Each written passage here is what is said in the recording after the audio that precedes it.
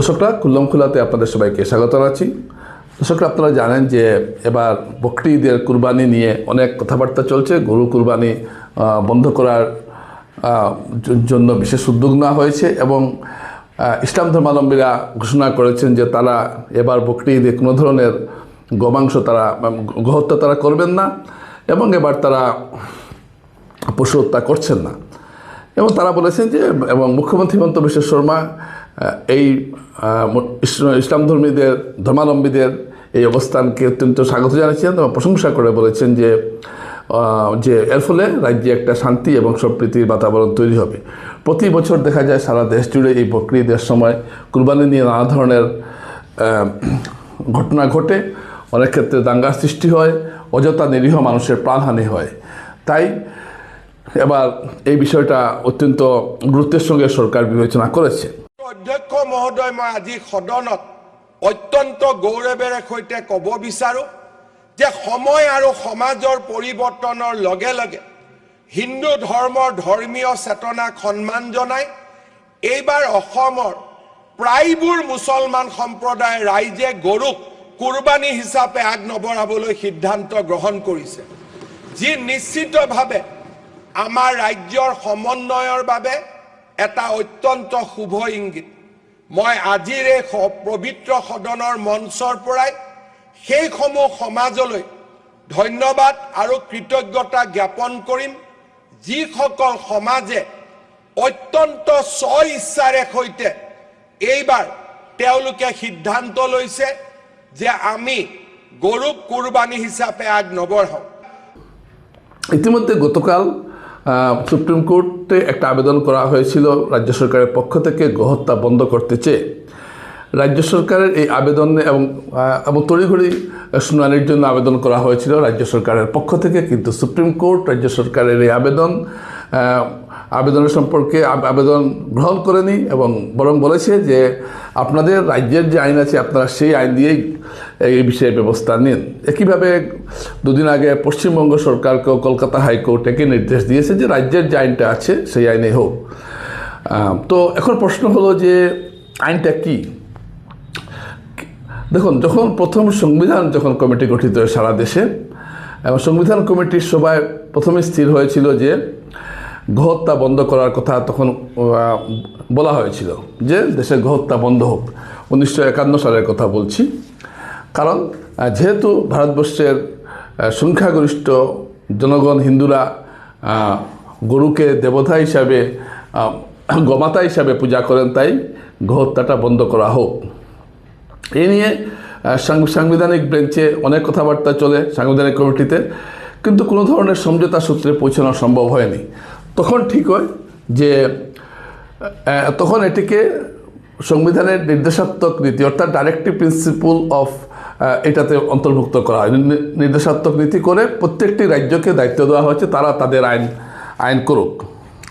তো সেই হিসাবে আমরা দেখলাম প্রায় 22টি রাজ্যে গোহত্যা পুরোপুরি নিষিদ্ধ করা হয়েছে, কিন্তু পশ্চিমবঙ্গ, আসাম সহ কয়েকটি রাজ্যে আংশিকভাবে নিষেধাজ্ঞা জারি করা হয়েছে, পুরোপুরি নয়।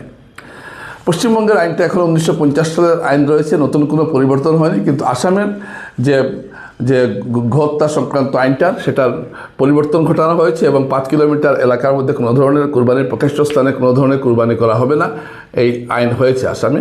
এবং সুপ্রিম কোর্ট আসাম সরকারকে বলেছে আপনারা আপনাদের এই আইন অনুসারেই করুন। কিন্তু দেখার লক্ষণীয় বিষয় হলো কোনো ধরনের আইন প্রয়োগ করতে হয়নি, মুসলমান সমাজ নিজেরাই গোহত্যা থেকে বিরত রয়েছেন।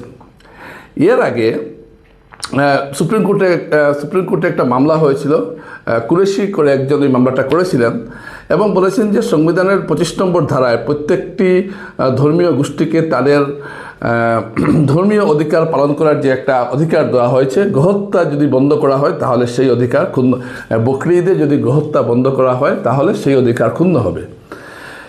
কিন্তু সুপ্রিম কোর্ট এই আবেদন খারিজ করে দিয়ে বলেছে যে যেহেতু গোমাংস খেতেই হবে, এ ধরনের কোনো বকরি ঈদে গোমাংস খেতে হবে এ ধরনের কোনো সংস্থান ইসলাম ধর্মে নেই বা কোরআনে নেই বা হাদিসে নেই, তাই তাই গহত্যা বন্ধ করাকে মুসলমানদের ধর্মীয় উৎসব পালনে বাধা দেওয়া হচ্ছে, এটা ভাবার কোনো কারণ নেই। তাই সুপ্রিম কোর্ট এই আবেদন বাতিল করে দেয়। কারণ যেহেতু গহত্যার সঙ্গে বকরি ঈদের গহত্যার সঙ্গে সরাসরি ইসলাম ধর্মের কোনো সম্পর্ক নেই, তাই এটা সুপ্রিম কোর্ট বাতিল করে দেয় আবেদন। তারপর থেকে দেশীয়ভাবে কোনো জাতীয়ভাবে কোনো ধরনের নীতি না থাকলে প্রত্যেকটি রাজ্য তার মতো করে এটা পালন করে যাচ্ছে। আসলে 1958 সালেই এর আগে সংবিধান কমিটির বৈঠকে অনেক সদস্যরাই এটাকে গহত্যা বন্ধকে একটা ফান্ডামেন্টাল বা মৌলিক অধিকার হিসাবে চেয়েছিলেন, কিন্তু সেটা মানা হয়নি, সেটাকে নির্দেশাত্মক নীতি হিসাবে বিবেচনা করা হয়েছিল, এটা আমরা দেখেছি। এভাবে অনেকগুলো মামলা হয়েছে এই গহত্যা নিয়ে, কিন্তু দেখা গেছে প্রত্যেকটি মামলায় শেষ পর্যন্ত রাজ্যের উপরে বিষয়টি ছেড়ে দেওয়া হয়েছে এবং বেশিরভাগ রাজ্যে এই বকরি ঈদের সময় গহত্যা পুরোপুরি নিষিদ্ধ। যেটা আমি বললাম একটু আগে, আসাম বা পশ্চিমবঙ্গে এটা আছে।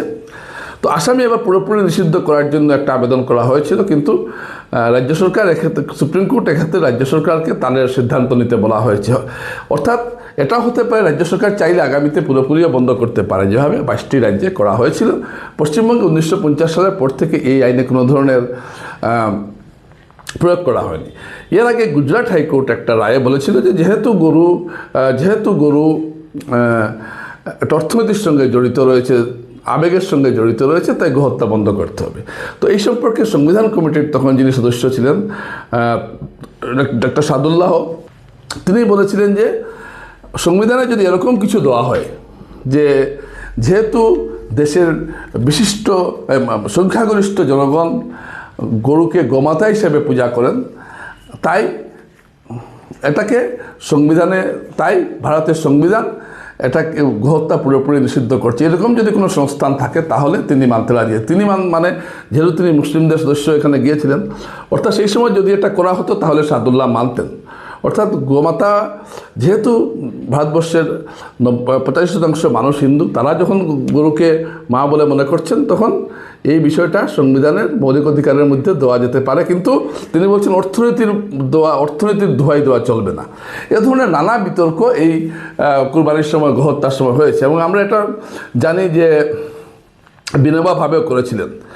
1964 সালে গহত্যা বন্ধের দাবি নিয়ে পার্লামেন্ট ঘেরাও করেছিলেন সাধুরা, প্রায় 1 লক্ষ সাধু পার্লামেন্ট ঘেরাও করেছিলেন। সেখানে পার্লামেন্টে তাদের ঢুকতে বাধা দেওয়া হয়, কয়েকজন মারাও গিয়েছিলেন। তো সেই সময় স্বরাষ্ট্রমন্ত্রী যিনি ছিলেন তিনি আন্দোলনকারীদের পক্ষে ছিলেন, যার জন্য ইন্দিরা গান্ধী এই স্বরাষ্ট্রমন্ত্রীকে সরিয়ে দেন। আমার ঠিক নামটা এই মুহূর্তে মনে পড়ছে না। তারপর একটা কমিটি গঠন করা হয়। সেই কমিটিকে বলা হয়েছিল যে গহত্যা কীভাবে নিষিদ্ধ করা যায়, কীভাবে এ সম্পর্কে একটা রিপোর্ট পেশ করতে। সেই কমিটি কোনো রিপোর্ট দেয়নি। তারপর মোরারজি দেশাই সরকার আসার পর, জনতা সরকার আসার পর প্রথম এ ধরনের একটা রিপোর্ট প্রকাশ করা হয়। যাক, শেষমেশ বিষয়টি পুরোপুরি রাজ্যের উপর ছেড়ে দেওয়া হয়েছে। তো এই প্রেক্ষাপটে বকরিদের সময় এই যে গহত্যার যে বিষয়টা, এটা খুব সুন্দরভাবে একটা সমাধান হয়েছে। মুসলমানরা নিজে থেকেই বলেছেন যে আমরা বকরি ঈদের সময় গহত্যা করবো না, কুরবানি করবো না। এর ফলে যে একটা পরিবেশ তৈরি হতে পারত সেটা হয়নি। আর যেহেতু গরু গহত্যার সঙ্গে গহত্যা বা গরু কুরবানি যে করতেই হবে এমন কোনো কথা ইসলামে নেই। এই যেটা বলছেন অনেকেই বলছেন, আমি দেখলাম অনেকেই বলছেন, আমার এখানে যারা মুসলিম ইসলামী পণ্ডিতরা আছেন তারা সবাই শারমুল্লাহ লস্করের মতো পণ্ডিত বা আরও আছেন, তারা সবাই বলছেন, এটা আহ্বান করেছেন মুসলমান সমাজের কাছে, যাতে বকরি ঈদের সময় যেহেতু হিন্দুদের একটা অনুভূতির সঙ্গে এই পশুটি জড়িত রয়েছে, তাই এই ধরনের গহত্যা বন্ধ করা হোক। যাই হোক দর্শকরা, আমি এই বিষয়টা এই জন্য আনলাম যে সুপ্রিম কোর্ট কেন গ্রহণ করলো না আবেদনটা, এটা বললাম। হয়তো ভবিষ্যতে আসাম সরকার হয়তো নিজে থেকে কোনো আইন তৈরি করতে পারে এই ব্যাপারে, সেটা পরের কথা, কিন্তু আইনের প্রয়োজন হলো না। এটা খুব সুন্দরভাবে একটা সমাধান হয়েছে। আসলে মানুষ চাইলে, জনগণ চাইলে সব কিছুই সমাধান করতে পারেন, কোনো ধরনের হিংসা বিদ্বেষ হওয়ার কোনো কথাই নয়। এবং যে যুক্তিগুলো তারা দিচ্ছেন, আমি দেখলাম বিভিন্ন বিভিন্ন পোর্টালে দেখছি, পত্রপত্রিকায় দেখছি যে ইসলামিক পণ্ডিত বা বিভিন্ন ইসলাম ধর্মী শিক্ষিত ব্যক্তিরা যেটা বলছেন যে যেহেতু এটা আমাদের আবশ্যক নয় যে আমাদের খেতেই হবে, তাহলে কেন অযথা একটা ধর্মীয় সম্প্রদায়কে আঘাত করা হবে এবং তাদের অনুভূতিকে সম্মান রেখে এটা করা হচ্ছে। এটা খুব সুন্দর উদ্যোগ। যাই হোক দর্শকরা, এবার বকরিদটা ভালোভাবে কাটুক এবং ইসলাম ধর্মাবলম্বীদেরও শুভেচ্ছা জানাচ্ছি। এবং এটা সুন্দরভাবে এভাবেই যদি সবাই একে অন্যের অনুভূতিকে সম্মান জানান, তাহলে সেটা সমাজের জন্য মঙ্গল, দেশের জন্য মঙ্গল। নমস্কার।